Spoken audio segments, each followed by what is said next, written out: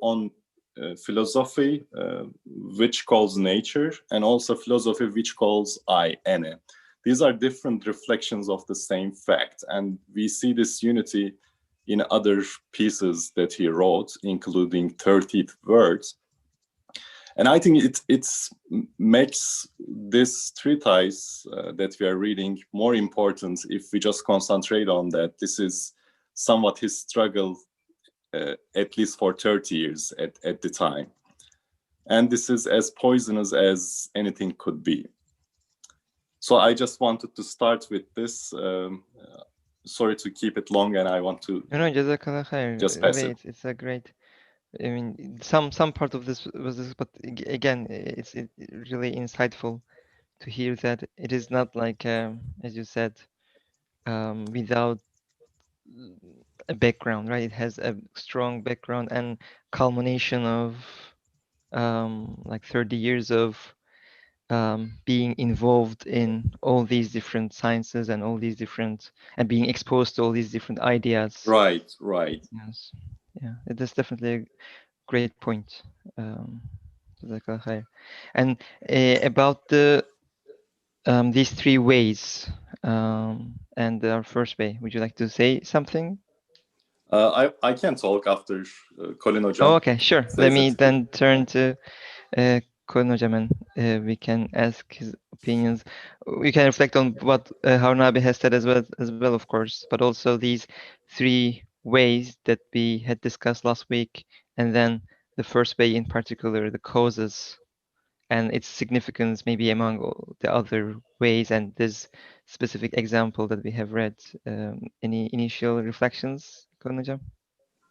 Assalamu alaikum. Thank you to Harun, with whom I really do enjoy sharing platforms.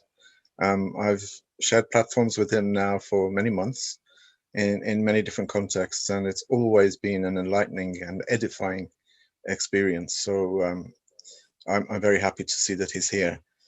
And also thanks to him for contextualizing, historically contextualizing the treatise on nature. It's always interesting to have the historical antecedents of any kind of work like this, and I think that was very, very useful.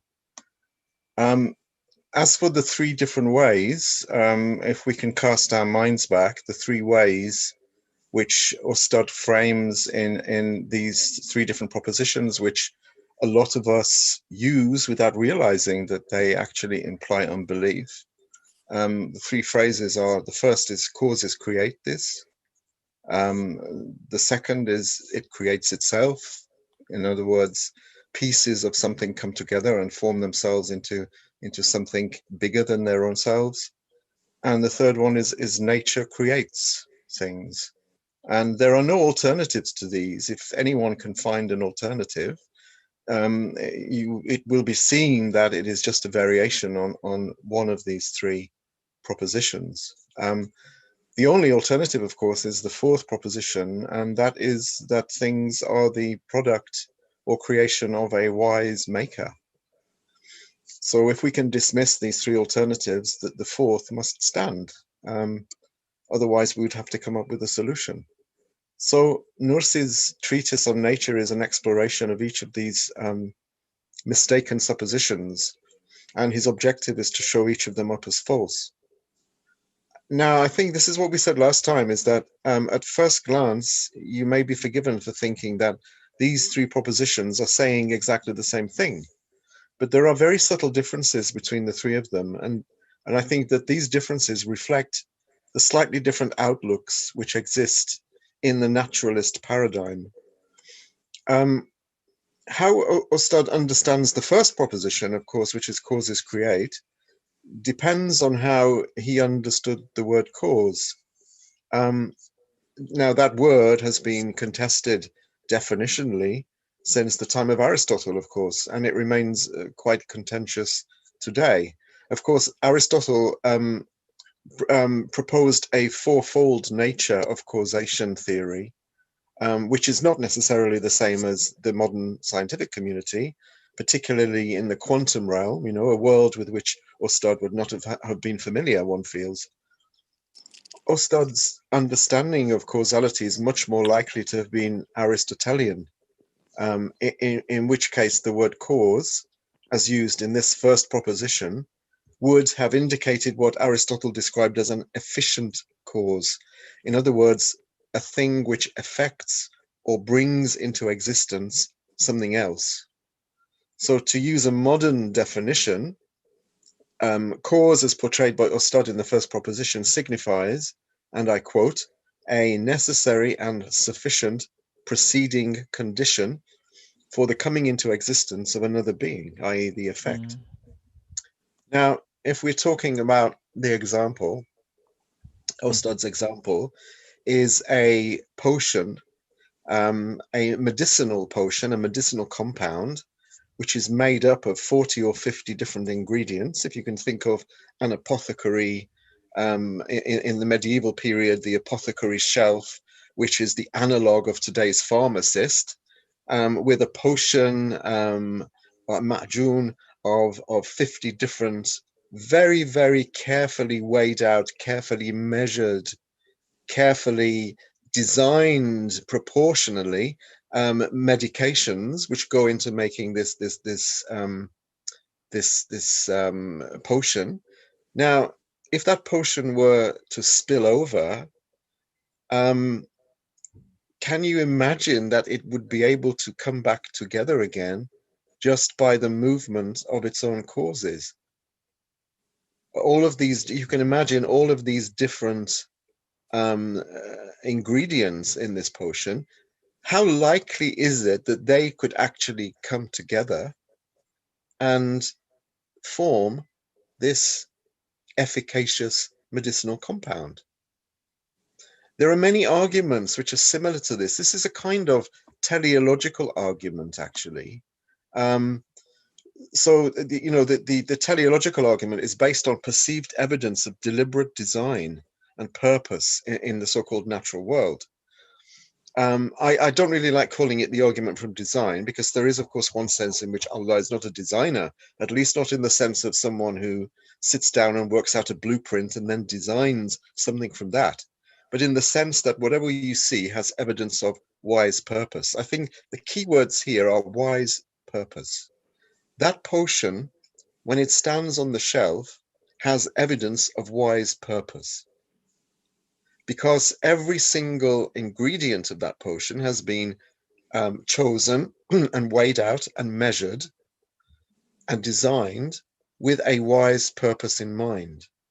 Now, if you take away the apothecary or the pharmacist or the chemist, and you put that job on the shoulders of those individual causes, then in order for that potion to be efficacious, to work, those causes will have to play the role of the pharmacist. So what you're saying is, what the naturalists are saying is that each cause, in other words, each ingredient, has to have the intellectual ability, the planning ability, the measuring ability, and the future looking towards the future ability, the future proofing ability, if you wish, of that pharmacist. And in a sense, that is all embracing. You have to know the human body and how this medication will work. So to say that causes are creating something is akin to saying that the causes in that medicinal compound are actually creating their effects. In other words, they're coming together, all of them are coming together. This actually bleeds into the second proposition, which say, things create themselves. There's a similarity, quite an obvious similarity between the two propositions. But to propose that a cause creates its effect is actually attributing to that cause all of the attributes which we attribute to God, basically. Because in order to make an efficacious compound, you have to know the outcome. And to know the outcome, you have to have wise purpose. And this is what Ostad is rejecting here. Thank you.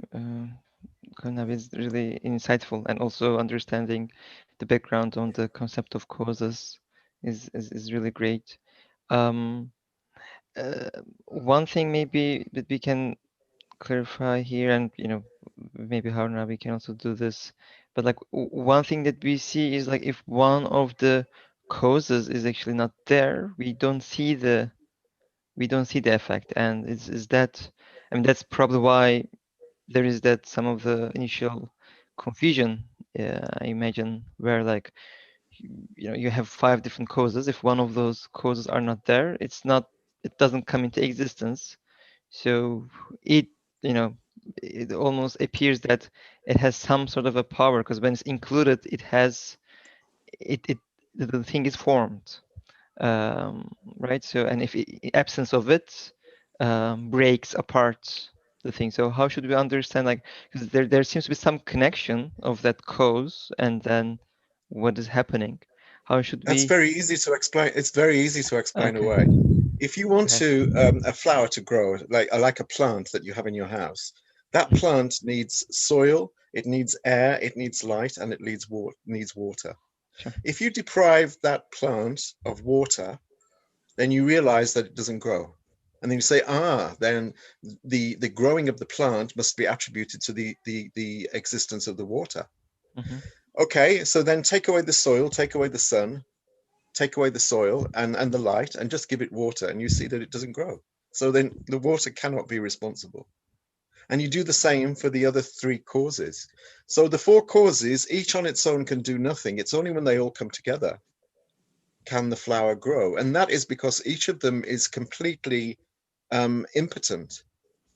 And you can prove that by just giving it one of these 4 causes each time. You will see that the plant doesn't flourish. Give them all 4 together, and you bring together 4 impotent causes, and the plant then flourishes, which shows actually that what is needed for the plant to flourish is the expression of impotence on the part of those causes coming together in order to express their impotence. The growth of the plant comes from elsewhere. It's a very simple experiment that anyone can do. Thank you. Yeah. I'm sure it's not scientifically viable. Scientists will be saying, "Oh, this is not scientifically testable at all." But I think it is logical and rational, and it's you can try it for yourselves. I guess probably, yeah. And similarly, I guess too much of water is in the same way. No, I mean, too much of water, for example, would probably spoil the thing as well. Similarly, so I guess just right amount of water is probably also the case, and it's interesting. Water needs the soil, and it needs the light, and it needs the air. So water is deficient. Water is lacking. So it needs the soil. The soil on its own is also lacking. It needs the sun, and it needs the water, and it needs the soil. The soil is also on its own lacking. It needs the other 3. So each of these 4 different causes, and I'm sure there are lots more, but to simplify it, each of these different causes is lacking. On its own, it can do nothing. It is all 4 are interdependent. Now, if each one of these is lacking, 4 as a whole must also be lacking, because 0 plus 0 plus 0 plus 0 is still 0. So we have 1 there. Where does that 1 come from? And Ustad talks about this in, I think it's in the same Risala, actually. He says, he talks, and we'll see this, the stones in a dome are interdependent. The stones depend on each other. And at the same time, one stone has primacy over another stone, but that second stone has primacy over the first stone. So one is mahkum and the other is hakim. One is dominant and the other is subjugated. And the other one is actually dominant over the other one, which is dominant. So they can't both be dominant. So if they are interdependent, it means actually that they are all dependent. What is it that they're dependent on? If the soil and the sun and the air and the light are all dependent on something other than themselves, what is that other? Yeah. This is what we have to ask. Yeah. Thanks. Harun, any insights into yeah, this wonderful point? I'm just listening and contemplating. You know, maybe since our educational background is more on engineering side and our expertise, Mustafa, you and I, you know, you're interested in knowing that if you lack a small portion of something, just see that it's not going to happen. And this is what we catch maybe in the first place when we read these lines. And I would say, since my expertise in discrete optimization problems in general, how to say discrete optimization, it's like blending problem, for example, it's named. When you Google blending problem, you will see that it's a named problem. And blending problem is a very simple problem. It's kind of just choose some ingredients to optimize the benefit or to optimize the nutrition. So how would you choose among, let's say, 10 different ingredients in order to choose the best nutrition for your health? This is a blending problem, simply. And since you are choosing some from this and some from that, this problem in general, if we are to choose in integer amount, like say 5 of these, 6 of these, whatsoever, this problem is defined to be very hard problem. It is proved that this is a very hard problem. That means that if you have hundreds or thousands, let's say, of substances to select from, actually, theoretically, we are saying that there is no best solution that we can find in short time, or it is theoretically impossible to find a solution if this problem size becomes even greater. So even mathematically, it is obvious to us today that if we are to take some portions of some ingredients to make it yet leave it being alive, let's get out of being alive, to have some benefits, nutritious benefit, it is almost impossible from mathematical point of view to find the best solution to any kind of selection problem. So this gives a point of view. And also I see here, Said Nursi gives us two things. One is life. What I understand from this portion, Majun, it says it's a living portion. So here the challenge is just selecting an outcome, I mean, selecting some portions which will give a live or lifeful outcome. So life here is challenging because any scientific community, any human or anyone, any living being, whatever, does not know what really life is. So we don't know the what constitutes life. It's still philosophical phenomenon and it's still scientific challenge. Nobody could find, nobody knows. If we knew, we could get into the lab and we could just produce life. But we cannot produce life. So here, Nursi's challenge, Said Nursi's challenge is, he's saying it's a living portion. I think this is one point. The second point is what Colin Hocam mentioned, interconnectivity. When he says remedy, this is what I understand. Remedy means we are in need of, right? So living remedy, again, in addition to life, we have remedy. That means we are in need of this substance. The substance is not to be produced standalone, but it is produced in relation to other substances. I think remedy here represents being in relation to. So I think this is also a challenge, as you beautifully discussed, you know, if I am in need of something and this needed something is in need of another thing. So this is a chain we are in need of. We are a chain of in need of title. So who really provides this need? So it's becomes somewhat obvious in this sense, you know, none of these members of the chain in needs can cause really a remedy. Yeah, exactly. Indeed, I guess those 2 points are excellent as well. I agree, right? With the living portion is definitely an interesting piece, as well as a need, a chain of a loop of almost like a need. Brother Hüsamettin, who was our speaker last week, has a nice comment. I can actually even ask him to say it himself about like ingredients versus causes, because it appears to be an interesting insight onto this conversation. Brother Hüsamettin, I asked you to unmute if you want to just make your point about that. That would be great. Otherwise, I can just read your message. And in his chat message, he says, should we make a distinction between the causes to make the remedies potent and the ingredients? So is it possible to say in the example, causes represented by the wind and the act of spilling the jars? And again, you know, the ingredients per se are not, might not be the causes. That could be maybe closer to teşekkül binafsi. I mean, maybe the things form themselves type of a thing.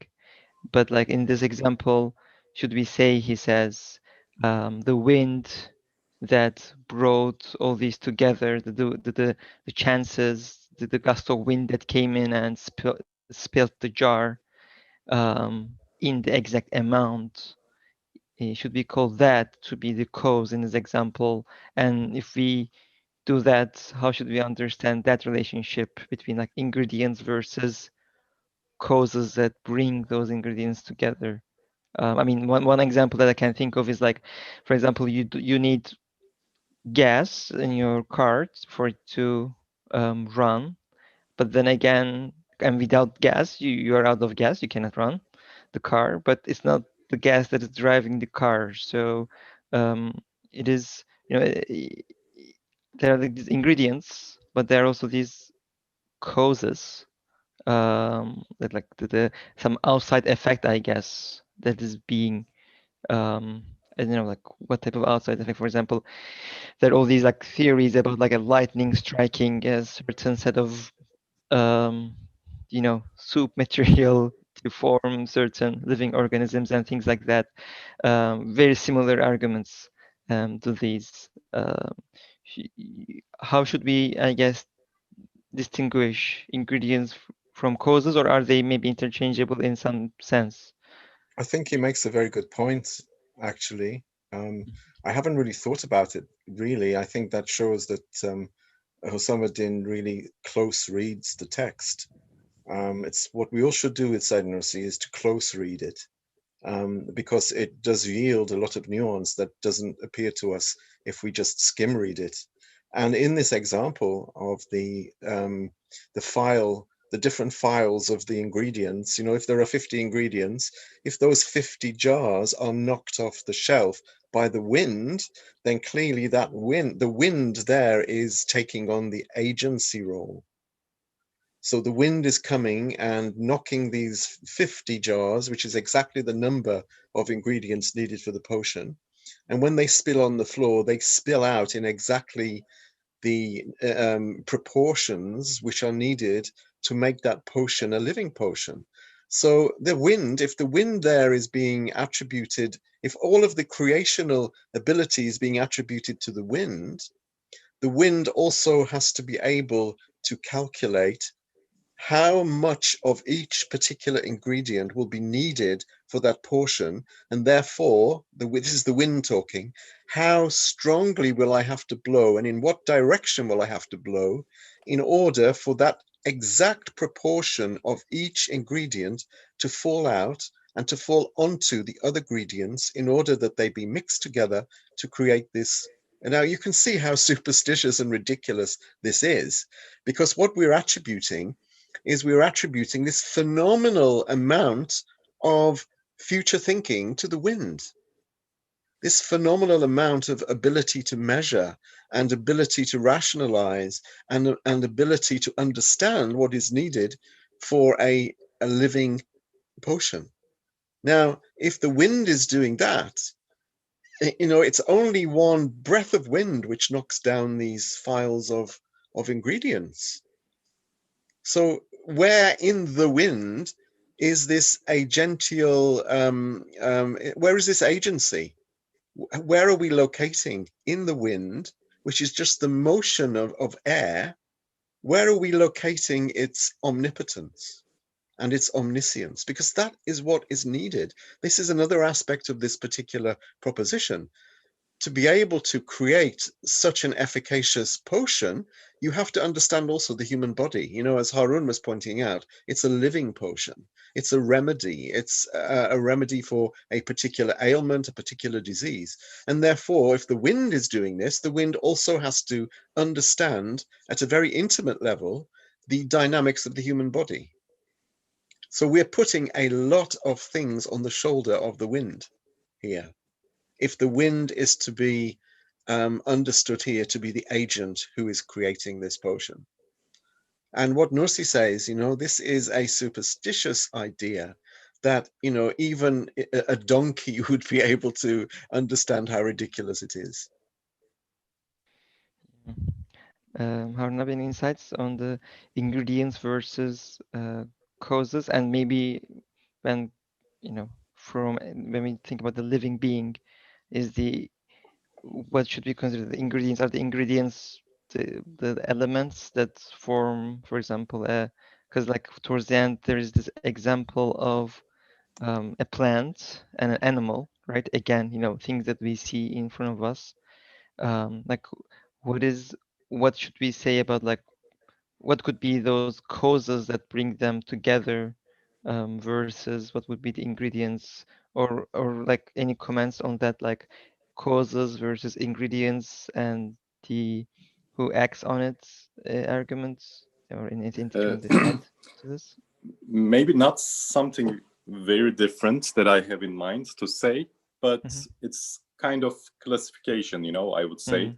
It's kind of zooming in. If you zoom in, you will see close relationships between causes. I think when you see very close relationship to the scale that you are saying that they are ingredients. But if you zoom out, you know, there's an example in one of Ustad's writing, Said Nursi's writing. He says that, you know, you get into a house, and maybe it is mentioned in this treatise. So you get into a house, you see that it is very organized, and you are trying to find an agency. Who did this? Who built this? And then you come up with a description, schedule, or syllabus whatsoever. And you see that in this syllabus, everything about this house is written. And then you conclude that, okay, this is the cause of this house to be built in an organized way. So I think this is in a similar way. When you zoom out, you won't see very close relationships, but looks like you will see something may cause some another thing. Instead of being ingredients, maybe because I don't see the connection as an ingredient, I assume or propose that actually this, let's say, distant ingredient is cause. It's, I think, matter of classification. But of course, I think if we pursue that, none of them has really power, knowledge, will to be able to cause, create, make such a, let's say, purposeful result, then I think we can see all the same. I mean, cause, ingredients, they fall in the same basket, I would say. Great, thanks. We have a question from the audience, mentioning the argument, one of the theories about infinite parallel universes being in existence, and that, you know, this creates you know, countless possibilities, I guess, or countless probabilities. And in one of these universes, which is our universe, I imagine, is that all these things was able to come together. I mean, it is, I guess one such, and it's also closer to the argument of some of the more, you know, evolutionary ideas about, like, you know, it takes billions of years, and it takes there's lots of time, lots of chances of these things, lots of possibilities of these things. So if you give it like 1 year, it, you know, or in other way, for example, if we make it closer to this example, right? This the argument is that if you had instead of one pharmacy, if you had 20 billion pharmacies and some sort of wind in each of them, is it not more probable for wind to knock these things down? I mean, I have certain ideas, of course, but I would like to listen to your perspectives. Maybe Kulin Hocam, should we start with you about like when, or I don't know, if you would like to also give it to Harnab, it's also fine. What do you think? Like, is it possible if we just increase the number of pharmacies to get the result in one of these pharmacies, or is more if you think this is more of a probability problem, you feel free to pass over to Harnabi as well, I guess. The problem with the parallel universes thing, first of all, it's not scientific, it's philosophical. So it's not a scientific proposition. I find it completely ludicrous, actually. Philosophers come along when they've actually established that parallel universes do exist, and then they can tell us what goes on in those parallel universes. Because in a parallel universe, a circle will still be a circle. A circle cannot be a triangle at the same time that it is a circle. So if something is irrational, it's irrational in every universe. Because presumably these universes also have a creator.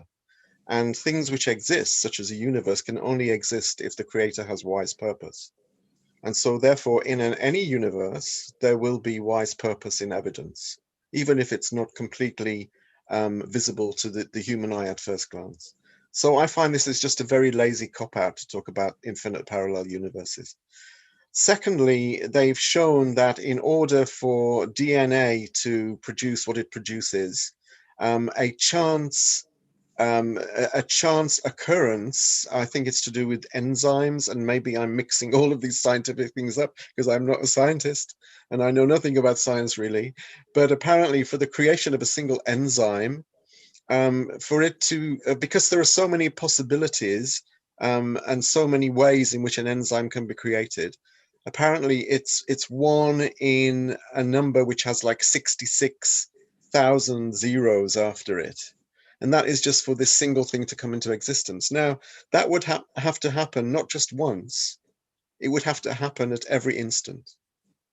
So for things to come into existence by chance, statistically, they would have to come into existence at a probability of 1 in a number which has 66 zeros after it. Does that make sense?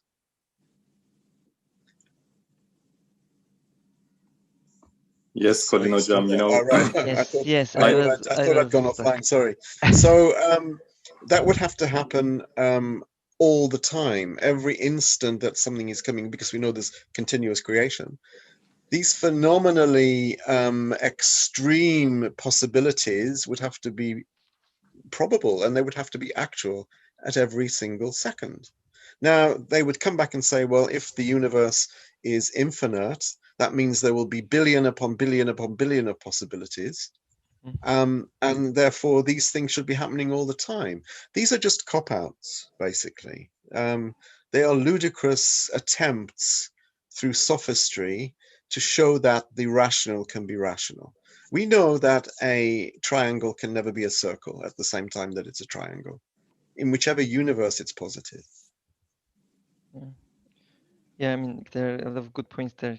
Indeed, the things being in existence at all times, right? I mean, it's being renewing. and I think instances. I want to say something Sure, yeah, go about ahead. this. You know, I think this parallel universe, as Kulin Hocam mentions, it is philosophical, and I do agree because it's not tested. You know, it's not observed. It's testable. not. I mean, the tools of science are not used to prove it. You know, it's just an idea, an imagination.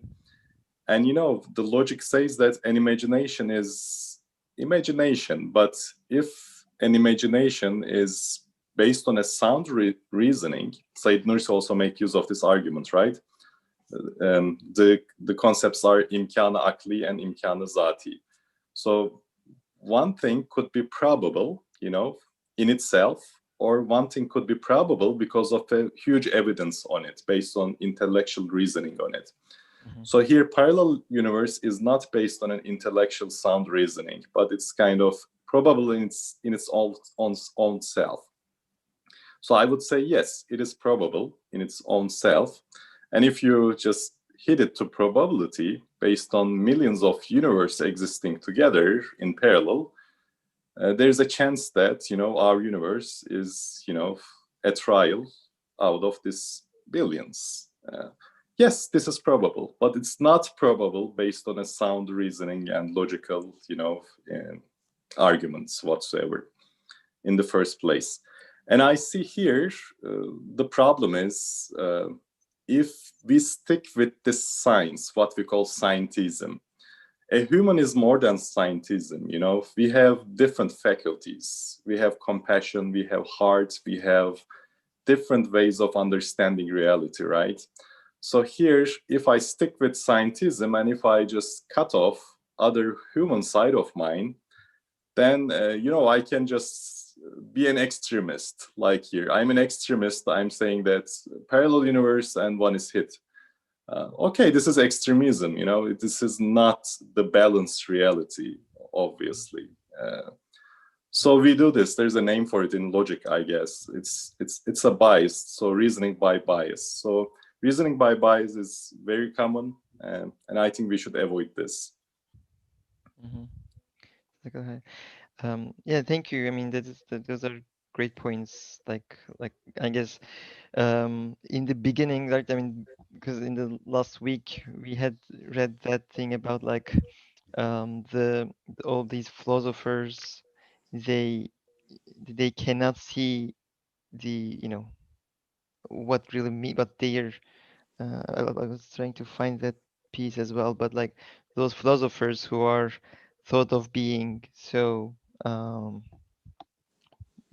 smart cannot really see what they are talking about because I guess some of those biases as you mentioned.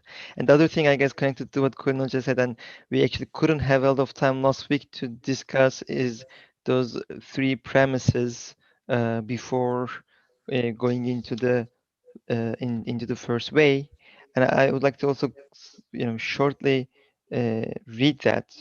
It is indeed, since beings exist, and this cannot be denied, and since each being comes into existence in a wise and artistic fashion, this is the second one, and since each is not outside time, but is being continuously renewed, then it goes on to say is either these three ways or a creator created these. So I think we should probably consider all these things as we are also discussing these, right? Like with the things are existent, right?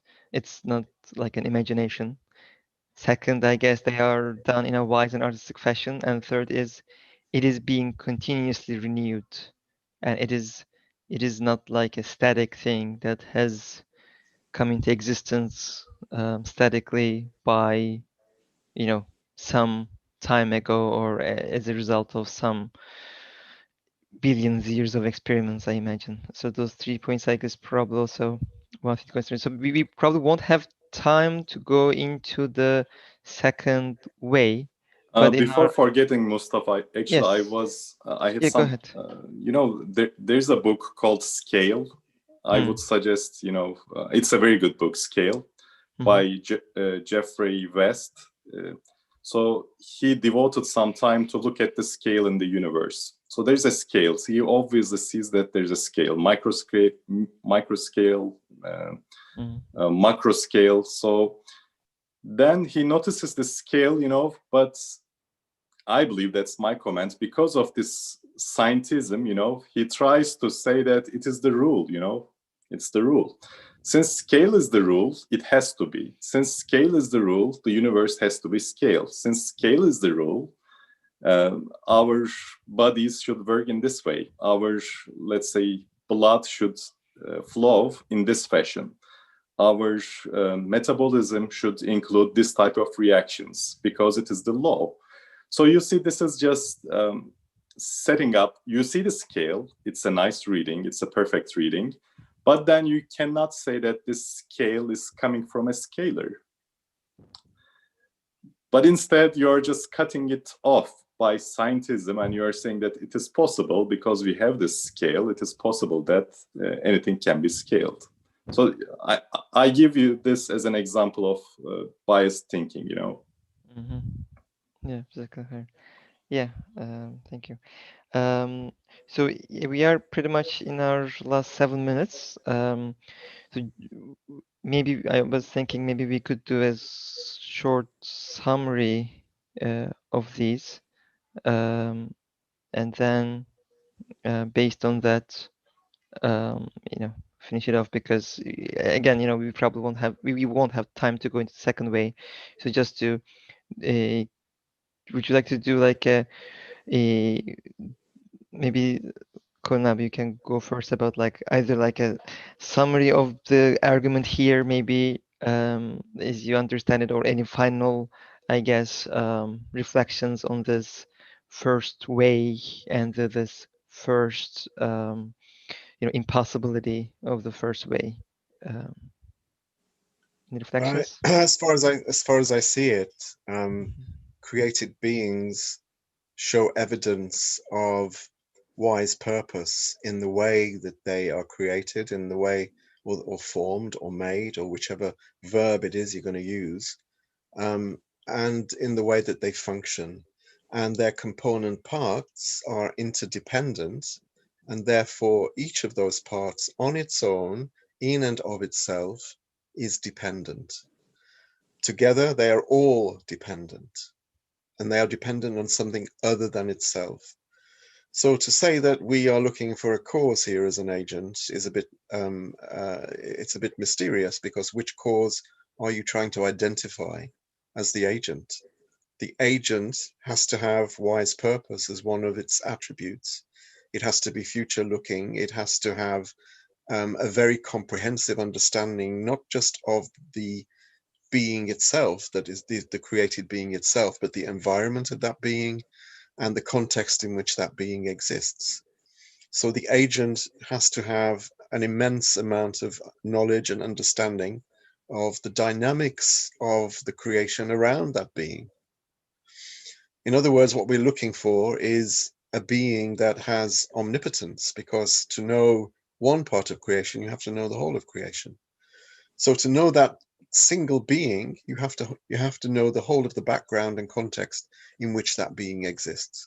So you need omnipotence and you need omniscience. Now, if you want to attribute omnipotence and omniscience to a single dependent cause, then do so, but don't expect to be taken seriously. Thank you. Thank you very much. Harun abi, would you like to also give your thoughts about this part? Any other reflections on this, or you know, your way of maybe summarizing also this part? It was a wonderful discussion and conversation. Thank you, Colin Hocam.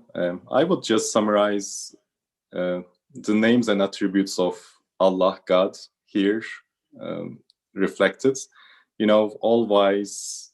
So Allah is Hakim, all wise, and we see all the scales, all these particular ingredients taken. You know, in the example of these jars poured over. With this particular ingredients, we see the name Hakim, all wise, and you know there's an infinite knowledge, omniscience behind. We can see, because you need to know what you're going to take and how much you're going to take from them. It requires infinite knowledge. And also the third attribute or the name is Allah's, God's being willing, you know, will. And we see this will in the example as, you know, these jars, 50 jars, and each of these jars have particular outcomes. It's like when we look at, we see different scales in different organisms, in different creation. So since they are not all the same in different creations, we see that it is purposefully, you know, willed. So we see an all-encompassing will. So three names and attributes of Allah, God is reflected here. Yeah, And I guess, can we say that if we do not accept these as God's attributes, we would need to give all of these causes, all of these attributes, or we would need to ascribe them these attributes, and that is not really reasonable, right? Can we say that? I agree. Okay, great. Yeah, you need to find a God. You need to find God. You know, something has to have those attributes. Now, if you can say it's Allah, fine. If not, then you have to find your Allah somewhere else. But it'd still be Allah.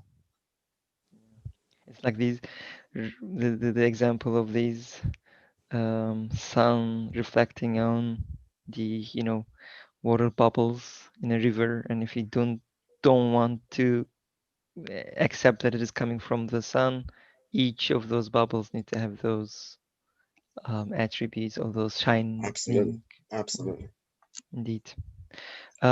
So we will skip the second way for this week, but I wanted to point this out. Feel free to register. I mean, if you haven't done so already, because inshallah we will. This week it didn't quite.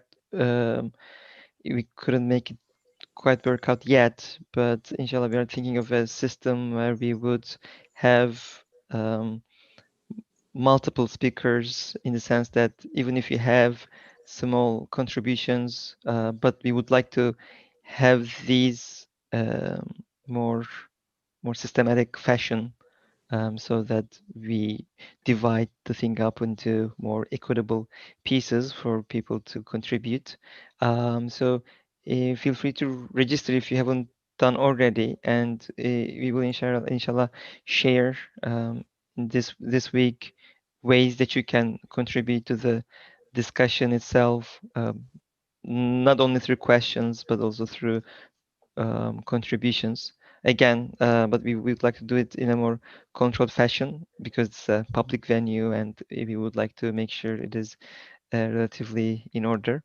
So feel free to register at lh4h.org/register, and we will send to this mailing list, and we will send more information, inshallah, about that in this coming week. And inshallah, we will try to increase the interactivity with the rest of the audience as well in the coming weeks. And there are also like projects of forming a WhatsApp or some other form of group to continue some of this discussion after the session ends, so that the interactivity continues through the week. Lots of projects like this in the pipeline. Inshallah, make dua for us so that we can bring all these things to reality. With that, maybe Konojam, would you like to make a quick dua for us to finish?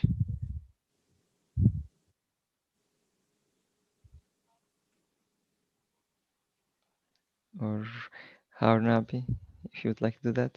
I guess Konoja had. Sorry, was I Okay. muted? Oh, yes, you were muted, I guess. Sorry. Sorry. Subhanaka la ilma lana illa ma 'allamtana, innaka antal alimul hakim. Oh Lord, the only knowledge that we have is the knowledge that you have taught us, and you are the omniscient, the all-wise. Al-Fatiha.